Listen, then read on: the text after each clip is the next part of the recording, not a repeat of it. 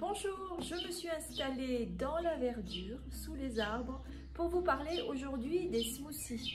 Et des smoothies en tant que super collation du printemps. Alors, bon, évidemment, vous savez ce que c'est un smoothie. Le principe du smoothie, c'est simple, c'est de mettre des ingrédients plutôt crus dans un mixeur et d'en faire une boisson. Très souvent, on va trouver des smoothies qui contiennent plutôt des fruits. Il y a aussi pas mal de personnes qui préparent des smoothies en mélangeant des fruits et des légumes. La différence d'abord entre les smoothies et les jus de légumes ou les jus de fruits. Petit rappel, il est intéressant de boire des jus de légumes parce que quand on extrait que le liquide du légume et qu'on retire tout ce qui va demander un travail digestif, c'est-à-dire essentiellement les fibres, les pulpes, on ne va plus avoir d'effort de digestion et le liquide extrait du légume va passer très rapidement dans notre système sanguin, va être assimilé très rapidement sans effort et ce liquide a une très grosse avantage, c'est qu'il est très riche en vitamines, en minéraux et en principes actifs des végétaux qu'on aura pressés. Pour faire des jus, il faut un extracteur ou une centrifugeuse. Les jus de légumes sont bien plus intéressants que les jus de fruits parce que les jus de fruits, eux, vont permettre d'extraire un liquide extrêmement riche en sucre. Le sucre va rester dans le jus et à ce moment-là, eh bien, on va avoir le même phénomène qu'avec le jus de légumes. Le liquide va passer très rapidement dans le sang avec le sucre. Et là, on va avoir un pic de glycémie dans notre sang, ce qui n'est pas du tout souhaitable. Donc, il vaut mieux boire des jus de légumes plutôt que des jus de fruits. Il est bien évidemment possible de faire des jus de légumes avec un petit peu de fruits, mais il faut mettre très peu de fruits. J'ai les oiseaux qui sont extrêmement intéressés par ce que je raconte, j'espère que vous ne les entendez pas trop. Ensuite, les smoothies. Les smoothies, on va mixer. C'est l'équivalent d'une soupe. Sauf que ça va être cru et que ça peut être plus ou moins liquide. Alors, attention à votre estomac. L'estomac n'aime pas qu'on mange trop sec. Il n'aime pas quand il y a trop de liquide dans ce qu'on avale.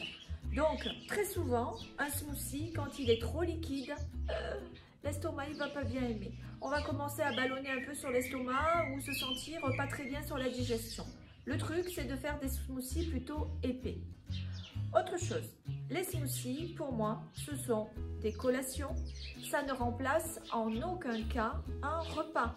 On ne va pas faire un régime en se mettant, en avalant plus que des smoothies plutôt que de manger. Ça n'est pas une bonne solution. Si on n'a absolument pas le temps de prendre son déjeuner, qu'on est à fond au travail, vous savez qu'il faut être tranquille pour déjeuner, pour manger en général, que le travail de digestion ne s'enclenche bien que quand nous sommes détendus. Concrètement, quand notre organisme va basculer du système nerveux sympathique qui nous met en action sur on, en état de vigilance et d'activité, sur le système nerveux parasympathique qui va ralentir certaines fonctions, ralentir le système endocrinien et nous permettre de nous détendre.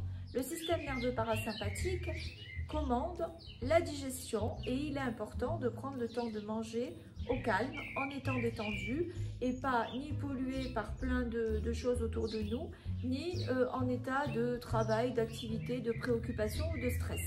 Donc si nous n'avons pas ces conditions-là, un jour au déjeuner ou au dîner, eh bien il est tout à fait possible à ce moment-là de préparer un smoothie. Ça va demander très peu de travail de digestion puisque c'est réduit en purée et on peut y mettre des choses extrêmement intéressantes. Mais ça, c'est de temps en temps. Pour moi, le smoothie, il a une vertu importante, c'est surtout au printemps. Parce qu'il va, regardez devant moi, il y a essentiellement du vert.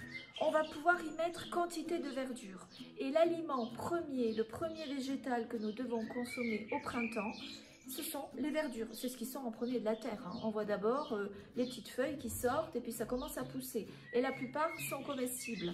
Donc, il faut les consommer. C'est elles qui vont nous apporter des minéraux, des principes actifs, de la chlorophylle qui est extrêmement importante pour désinfecter tout ce qu'on a un peu stocké dans notre système digestif et qui a déséquilibré notre flore intestinale pendant l'hiver, les verdures, ce sont vraiment les aliments de printemps. Il ne s'agit pas de manger que du vert, mais il est important d'en consommer un minimum. Préparer un smoothie, le prendre idéalement plutôt au goûter, c'est la façon la meilleure de consommer ces verdures. Sachant que dans un smoothie, il est tout à fait acceptable de mélanger des verdures type légumes et de mélanger des fruits. On peut ajouter aussi quantité de ce qu'on appelle super aliments pour faire en sorte que le smoothie devienne vraiment un aliment extrêmement vitalisant et énergisant. L'autre façon de bien prendre les smoothies, c'est pendant le mois de jeûne de Ramadan. Pendant le mois de jeûne de Ramadan, on fait un premier repas, en tout cas dans mon accompagnement, c'est ce que je conseille, vous le savez, c'est de faire le repas principal au moment de la rupture du jeûne. Mais souvent dans la soirée, on va en profiter pour prendre quelque chose d'autre. Des fois, on a plus ou moins envie de manger quelque chose de sucré. C'est le bon moment pour faire une collation sucrée qui va être l'équivalent du goûter le reste de l'année. Donc plutôt des fruits, mais pourquoi pas un petit morceau de gâteau, le petit gâteau qu'on a préparé en famille ou peut-être un petit peu de pain, peu importe. Et puis parfois, on va sentir que manger le soir, ça va peser sur l'estomac et qu'on va avoir un mauvais sommeil, peut-être des sueurs nocturnes, peut-être un sommeil agité. C'est valable aussi ça toute l'année à cause du dîner si on a un dîner tardif. Eh bien, prendre un smoothie, pas forcément tous les soirs du Ramadan, mais de temps en temps, ça permet d'avoir un condensé d'énergie, d'aliments énergisants et vitalisants, mais qui en même temps vont être très faciles à digérer. Voilà. Alors, qu'est-ce qu'on met dans son smoothie? Des verdures, vous avez compris. Qu'est-ce qu'on a en ce moment?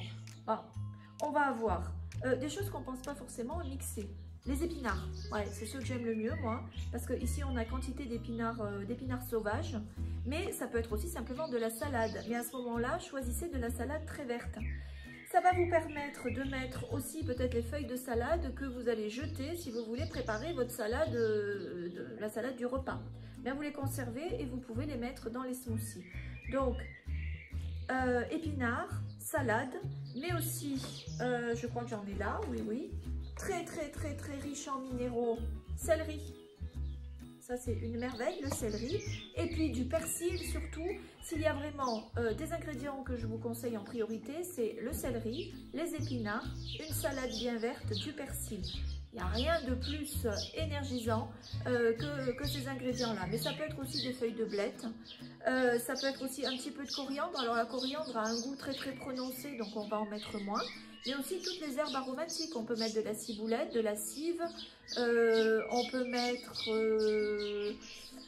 un petit peu de menthe si on a envie. On peut mettre du basilic si on en trouve, du cerfeuil. Voilà, enfin, toutes les herbes aromatiques dont on a envie. En faisant attention vraiment qu'elles n'aient pas un goût trop dominant. On ne va pas mettre une botte de menthe par exemple, bien évidemment. Dans les autres légumes verts, on peut mettre, alors nous au Maroc, on peut très tôt au printemps mettre du concombre. En Europe, ça va être un petit peu plus tardivement. Mais on peut très bien, vous avez des blêtres très rapidement et vous pouvez très bien mixer la côte de blêtre crue avec les feuilles et faire un très bon smoothie. Vous pouvez mettre aussi du fenouil. Le fenouil, excellent pour l'estomac et pour la digestion. Et puis, on va ajouter des fruits. Ingrédients pour donner de l'onctuosité. Tout ça, ça va donner un mélange plutôt aqueux. On n'est pas obligé de mettre tout ça, vous allez voir après. Mais les verdures, ça va être plutôt aqueux. On va les mixer avec un petit peu d'eau et on va avoir quelque chose de très délité, de très liquide. Il faut donner de l'onctuosité. Plusieurs solutions pour donner de l'onctuosité. Alors, l'avocat, tout le monde le sait, j'en ai un ici. Donc ça, fin d'hiver, on en a encore. Mettre un avocat, on va avoir plein de bons gras, merveilleux. Et en même temps, on va avoir une belle onctuosité. Il y a autre chose que l'avocat qui peut donner de l'onctuosité, c'est la courgette, tout simplement. Alors en Europe, c'est pas encore la saison au printemps. Nous, au Maroc, on peut se permettre. On va mettre de la courgette et on va avoir un smoothie très onctueux et épais. Dans les fruits, on a aussi la banane qui va donner de l'onctuosité et qui est extrêmement nutritive, qui est encore de saison et qui contient alors que des choses merveilleuses. S'il y a bien un super aliment, c'est bien la banane. Dans les autres fruits que vous pouvez ajouter, on arrive au printemps, on est un peu entre deux. On n'a pas encore les fruits d'été, on n'a plus trop les fruits d'hiver. Voilà, on a encore des pommes. Les pommes, elles se conservent naturellement tout l'hiver. Avant, on les mettait à la cave, elles se flétrissaient un petit peu, mais ça se conserve réellement la pomme tout l'hiver. Donc, on peut encore ajouter des pommes dans son smoothie. Qu'est-ce qu'on a d'autre comme c'est? Après, on va avoir le citron, bien évidemment.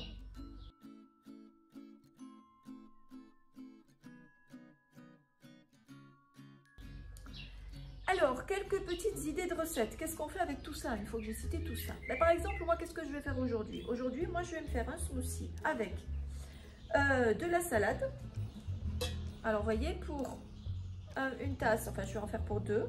Je vais mettre ça de salade bien verte. Surtout, prenez pas les salades toutes blanches, toutes dénutries.